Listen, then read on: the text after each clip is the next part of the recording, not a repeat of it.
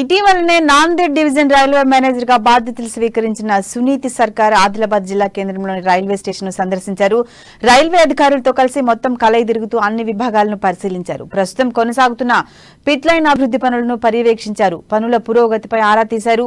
స్టేషన్లో సౌకర్యాలు, ప్రయాణికులకు కల్పిస్తున్న వసతుల గురించి అడిగి తెలుసుకున్నారు. తాగునీటి కుళాయిలు పనిచేయకపోవడంతో సంబంధిత సిబ్బందిపై ఆగ్రహం వ్యక్తం చేశారు.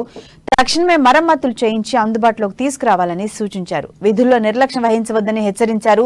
అటు పట్టాలకు అవతలి వైపు ఉన్న పలువురు కాలనీ వాసులు డీఆర్ఎంను కలిసి తమ గోడు వెళ్లబోసుకున్నారు. తమకు ఎదురవుతున్న సమస్యలను ఆమె దృష్టికి తీసుకెళ్లారు. ఆమె సానుకూలంగా స్పందించి పరిష్కార మార్గాలు అన్వేషిస్తామని భరోసా కల్పించారు.